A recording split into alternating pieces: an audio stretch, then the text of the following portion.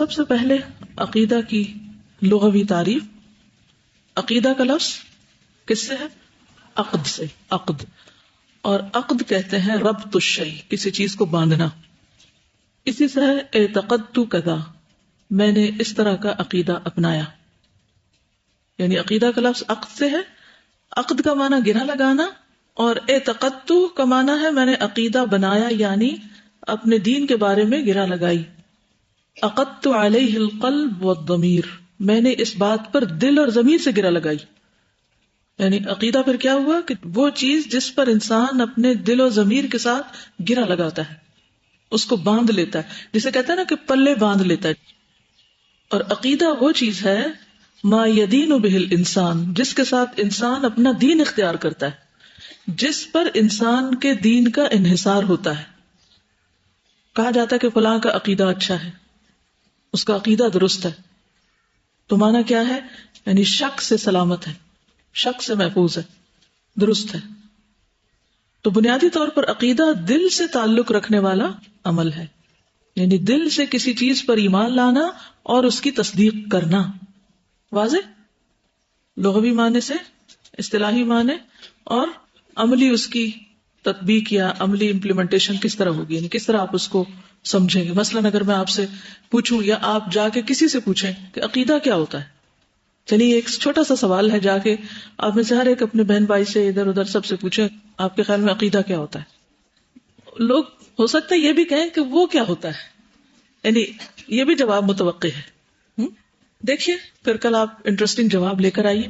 ایک چیز اور بھی کہ کسی سے بھی جب آپ سوال کریں گے تو اس میں بھی آپ نے بہت محتاط ہونا ہے.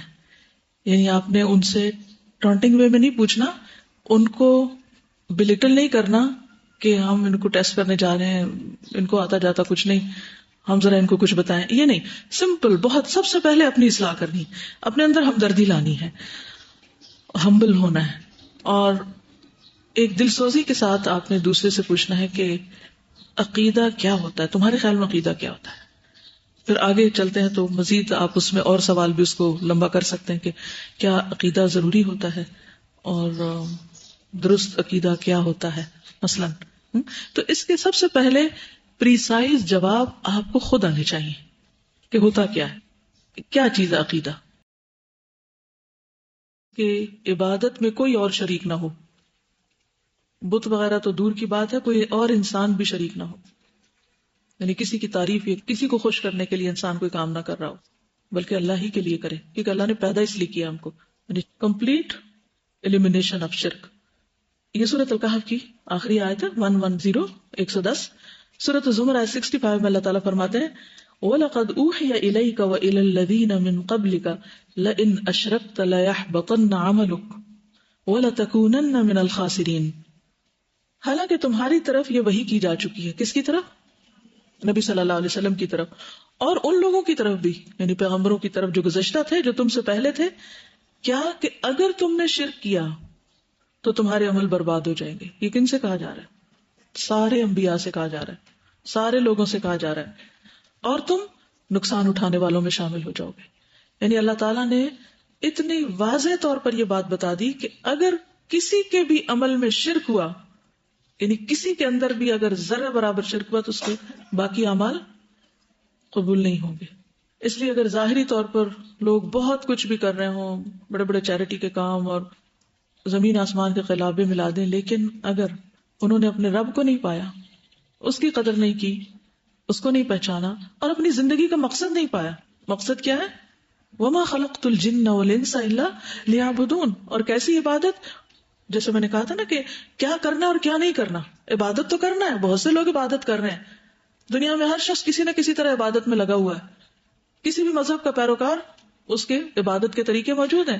لیکن فرق کہاں آ جاتا ہے؟ وَلَا يُشْرِكْ بِعِبَادَةِ رَبِّهِ أَحَدًا میں آتا ہے کہ وہاں ان کے مسئلہ کیا ہے کہ وہ اللہ کی عبادت تو کرتے ہیں، بھگوان کو مانتے ہیں، لیکن ساتھ دوسروں کو بھی ملا لیتے ہیں. یہاں مشکل ہو جاتی ہے، تو اس کو ختم کرنا ہے. اسی لیے لا الہ الا اللہ کہا گیا، پہلے نفی کی گئی، پھر ثبوت دیا گیا اللہ کی عبادت کا. پھر سورۃ الزمر کی آیت نمبر 2 اور 3 میں آتا ہے فَاعْبُدِ اللَّهَ مُخْلِصًا لَهُ الدِّينَ أَلَا لِلَّهِ الدِّينُ الْخَالِصُ. تم خالصتاً اللہ ہی کی عبادت کرو، دین کو اس کے لیے خالص کرتے ہوئے. یاد رکھو بندگی خالصتاً اللہ ہی کا حق ہے. الا للہ الدین الخالص، دین یہاں عمل یا عبادت کے معنوں میں آ رہا ہے. خالص دین یا خالص عبادت اللہ کا حق ہے، تو اس کو ادا کرنا ضروری ہے. پھر اسی طرح سورۃ البینہ میں بھی آتا ہے وما امروا الا ليعبدوا الله مخلصین له الدین.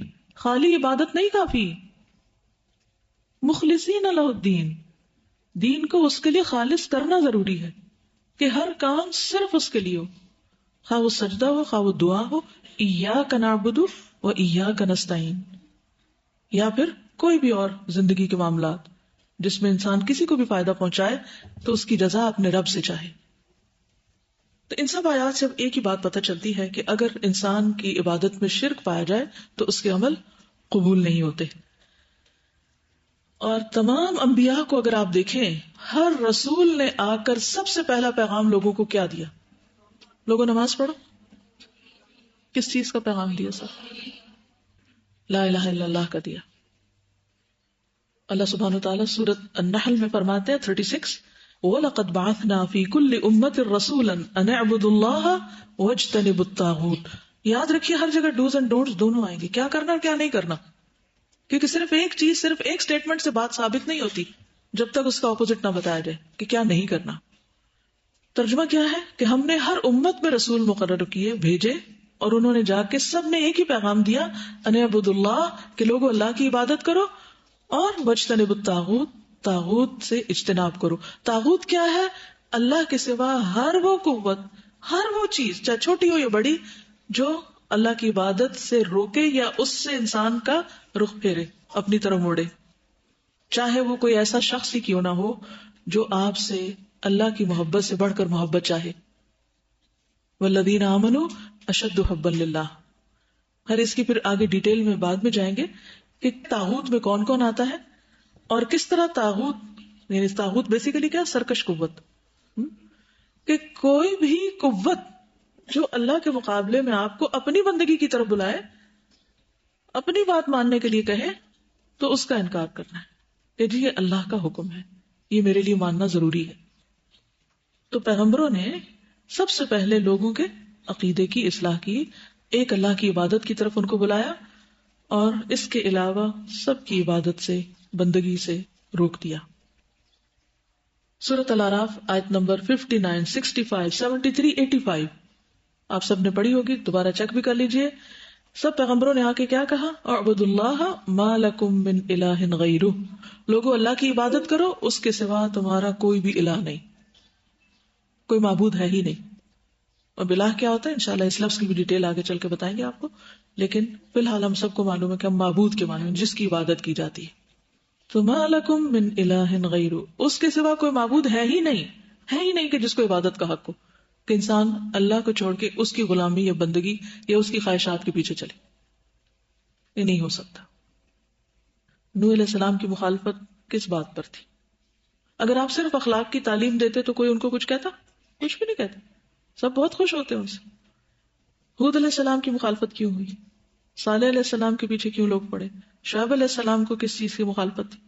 ٹھیک ہے وہ ناپ تول میں کمی کی بات تھی، مگر وہ سیکنڈری بات تھی، بنیادی اسی توحید کی بات تھی. تو سارے انبیاء علیہ السلام نے اپنی اپنی قوموں سے ایک ہی بات کہی تھی.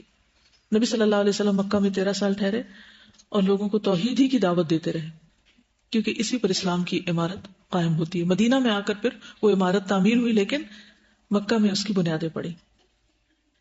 ان سب چیزوں کی روشنی میں ہم سب کو بھی سب سے پہلے اپنی فکر کس بات میں کرنی چاہیے، یعنی میرا عقیدہ ہے کیا، اور وہ کتنا مضبوط ہے، وہ گرہ کتنی پکی ہے.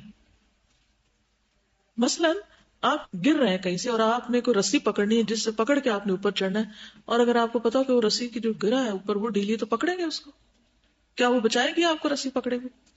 ہم نے دین کی ڈھیلی ڈھالی رسی پکڑی ہوئی ہے اور جو وہ گرہ لگائی ہوئی ہے اس کی دل میں وہ بس ایسے ہی ہے کہ بس ٹھیک ہے دین تب بھی ٹھیک ہے، نہیں ہے تو بھی کوئی بات نہیں، سو بٹ اتنی بڑی امپورٹنٹ کیا چیز ہے، کیا فرق.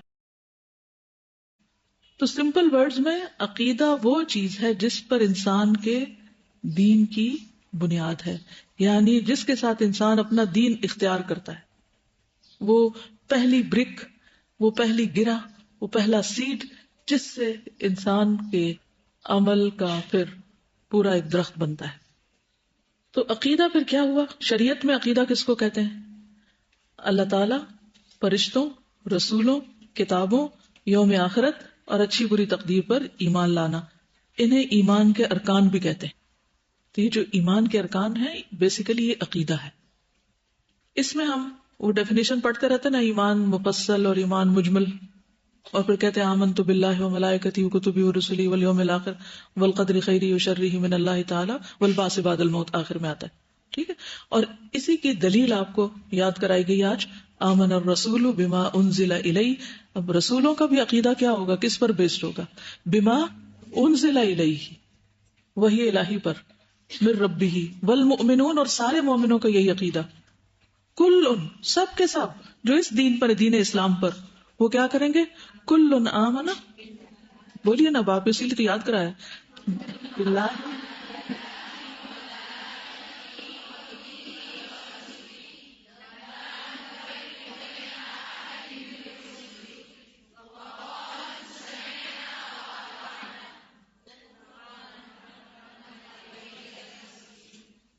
کتنی سمجھ آتی ہے اس سے پوری بات. اس میں اگرچہ تقدیر کی بات نہیں، وہ دوسری جگہوں سے پتہ چلتی، لیکن یہاں اہم ترین جو بنیادی باتیں ہیں ان کا ذکر آ گیا ہے.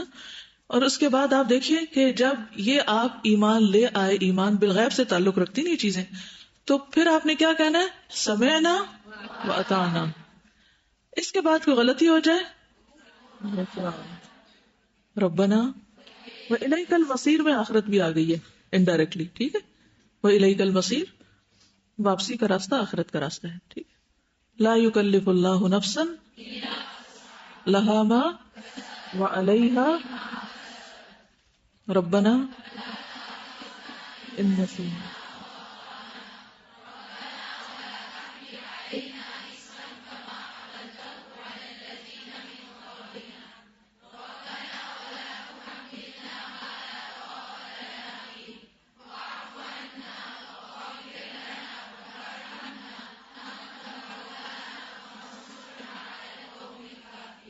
اب اس کو ایکسپلین کر سکتے ہیں نا، کیوں کہا گیا کہ لا تؤاخذنا ان نسینا واخطانا؟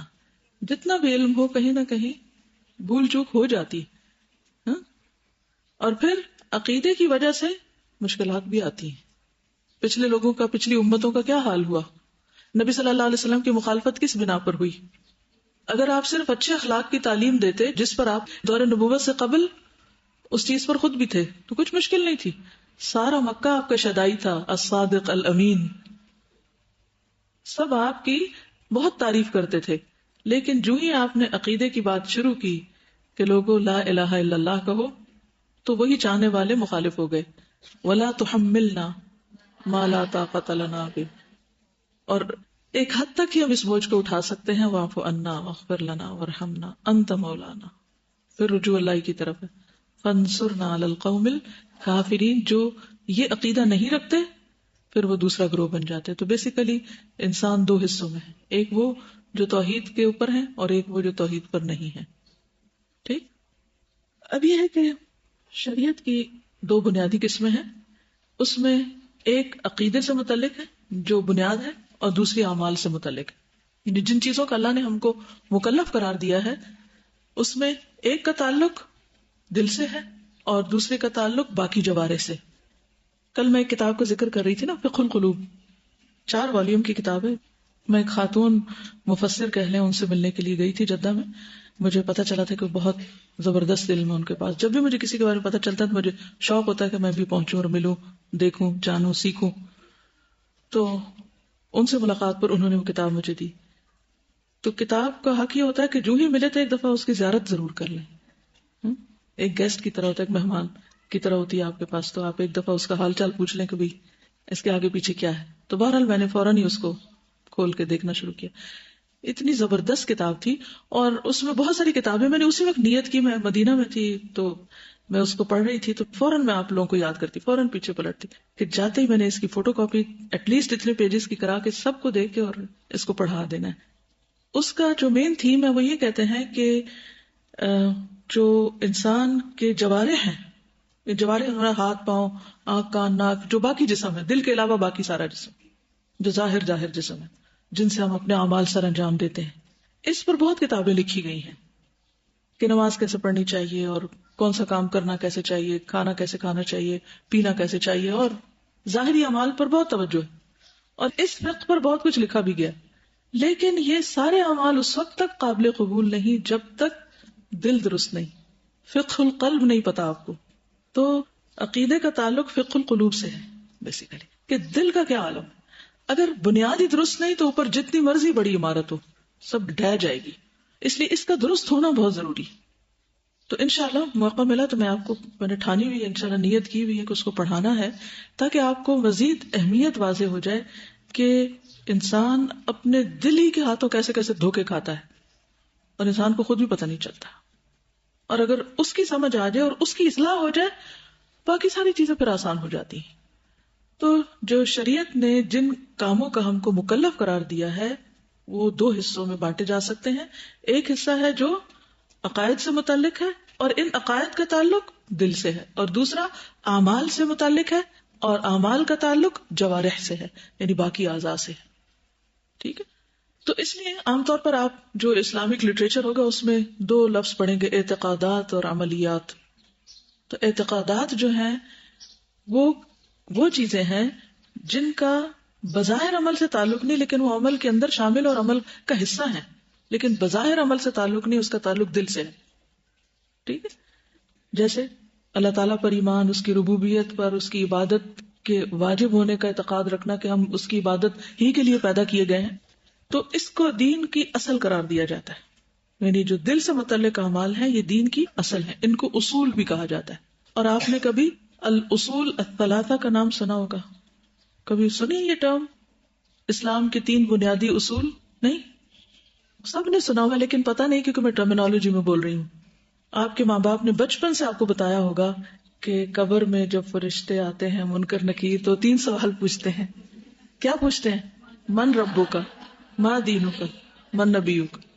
ان کو الاصول الثلاثہ کہا جاتا ہے. ان 3 سوالوں کے جواب جو ہیں یہ سب کو آنے چاہیے، کیونکہ پہلا ٹیسٹ مرنے کے بعد اس پر بیسڈ ہے، اس پر قبر کی تنگی کشادگی کا انحصار ہے. تو اس لیے بہت ضروری ہے کہ ان 3 سوالوں کے جواب ہر مسلمان کو بتاؤ. سب سے پہلا رب کا تعارف، کہ رب کون ہے، تو اس کی ربوبیت کا پتہ ہو، اس کے اسماء، اس کی صفات کا پتہ ہو. دوسرا دین، ما دینوں کا، اور پھر رسول صلی اللہ علیہ وسلم کے بارے میں. خیر موقع ملا کبھی تو میں انشاءاللہ ان 3 سوالوں کے جواب الگ سے بھی پڑھا دوں گی، لیکن فی الحال یہ یاد رکھیے کہ اسلام کے جو ارکان ہیں ان کو دل سے ماننا یہ اصل ہے، عقیدہ ہے، بنیاد ہے. ان میں سے اگر کوئی ایک چیز بھی مسنگ ہوگی، کوئی اللہ کو مانے رسول کو نہ مانے، رسول کو مانے فرشتے کو نہ مانے، فرشتوں کو مانے کوئی آخرت کو نہ مانے، تو وہ مسلمان ہی نہیں ہو سکتا. اس کی بنیاد ہی خراب، اس کا عقیدہ ہی درست نہیں. ٹھیک ہے. اور پھر اگلا ہے کہ ماننے کا مطلب کیا ہے. نمبر 1 تو ماننا، اور پھر یہ کہ کیسے ماننا، اس میں کیا ہونا چاہیے اور کیا نہیں ہونا چاہیے. ڈوز اینڈ ڈونٹس دونوں پتہ ہونے چاہیے کہ کیا کیا اس ماننے کے اندر ہے اور کیا کیا اس کے اندر نہیں ہے. تو وہ جب دونوں کو الگ کریں گے تو پھر وہ صاف ستھرا خالص عقیدہ آپ کے اندر آئے گا. اور عملیات سے متعلق کیا چیزیں، عمل سے متعلق جن کو عام طور پر ہم عبادات کا نام دے دیتے ہیں، نماز، روزہ، حج، زکوٰۃ، یہ عملیات ہیں. ٹھیک ہے، عمل سے متعلق ہیں. ان کو فروع بھی کہا جاتا ہے، فرعی اعمال کہا جاتا ہے. اصل بنیاد عقیدہ اور فرعها عبادات. مثلا کلمۃ طیبۃ کشجرۃ طیبۃ اصلها ثابت، عقیدہ درست، وفرعها فی السماء. تب نتیجہ کیا آتا ہے؟ تؤتی اکلها کل حین. اس کے عمل میں پھر کنٹینیوٹی ہوتی ہے، دوام ہوتا ہے. جب عقیدہ درست ہوتا ہے اور جب اعمال درست ہوتے ہیں پھر وہ بینیفیشل انسان ہوتا ہے دوسروں کے لیے. تؤتی اکلها کل حین باذن ربها، موسٹ پروڈکٹیو انسان، کیونکہ وہ سب کچھ اللہ کے لیے کر رہا ہے. اس کو تعریف مل رہی ہے تب بھی کر رہا ہے، اسے تنقید مل رہی ہے تب بھی کر رہا ہے، اس کے لیے تنگی ہے تب بھی کر رہا ہے، خوشی کا حال ہے تب بھی کر رہا ہے، کیونکہ اس نے اپنے رب کو پا لیا ہے اور وہ ہر چیز سے اوپر اٹھ گیا ہے، اس لیے اس کے عمل میں دوام ہے. اور صحابہ کرام کی خوبی یہی تھی کہ انہوں نے ایسا دین پایا تھا کہ جس کے بعد نبی صلی اللہ علیہ وسلم دنیا سے چلے بھی گئے تو ان کے عمل میں رتی برابر بھی کمی نہیں آئی اس طرح کہ وہ اپنے مشن سے پھر گئے ہوں. اللہ یہ کون پھرے تھے؟ پھرنے والے کون تھے؟ مرتدین کون تھے؟ جن کا ایمان مضبوط نہیں تھا، وہ یا قبیلے کی وجہ سے یا دیکھا دیکھی یا کچھ فائدوں کے لیے مسلمان ہوئے تھے، یا ایک ڈر کی وجہ سے کہ حضور صلی اللہ علیہ وسلم نے مکہ فتح کر لیا تھا اور اٹ واز انڈرسٹوڈ کہ جو مکہ کی کنجی جس کے پاس کعبہ کی ہے وہی سب کو ایک طرح سے رول کرے گا، تو وہ پھر ایک طرح سے مغلوب ہو گئے تھے بیسیکلی. اور نبی صلی اللہ علیہ وسلم کی وفات کے بعد پھر انہوں نے سر اٹھا لیا. پھر حضرت ابوبکر صدیق نے ان کی سرکوبی کی اور دین کو ایک طرح سے جو اللہ کے رسول صلی اللہ علیہ وسلم نے قائم کیا تھا اس کو مزید آگے بڑھایا. اور پھر یہ عقیدہ دو طرح کا ہوتا ہے، ایک فاسد عقیدہ ہوتا ہے اور ایک صحیح عقیدہ ہوتا ہے. صحیح عقیدہ تو وہ ہے جو وحی الہی پر مبنی ہو، اور فاسد عقیدہ وہ ہے جو محض انسان کی ظن و تخمین یا عقل یا لوگوں کی باتوں پر، قول اقوال پر مبنی ہو. تو صحیح عقیدہ کیا ہوا؟ جس پر دین قائم ہے اور جس کے مطابق عمل قبول ہوتے ہیں، یعنی وہ بیج جس سے درخت پھوٹتا ہے. اگر بیج خراب ہو جائے، آج کل موسم بڑا اچھا ہے، بارشیں ہو رہی ہیں، لوگ بڑے خوش ہیں، لیکن آپ کو پتا ہے کسانوں کو کتنی پریشانی ہے، جن کی فصلیں ہیں، زمینیں ہیں، جن کی گندم گیلی ہو رہی ہے. تو میں اپنی والدہ سے صبح پوچھ رہی تھی کہ اس سے کیا فرق پڑتا ہے، گندم گیلی ہو جائے تو سوکھ جائے گی. تو کہنے لگی کہ جب گیلی ہوتی ہے تو پھول جاتی ہے، اس میں بو پڑ جاتی ہے، وہ کھانے کے قابل نہیں رہتی. تو بیج خراب ہو گیا نا، اب وہ دوبارہ اگنے کے قابل بھی نہیں رہے گی، یہ بیج خراب ہو گیا.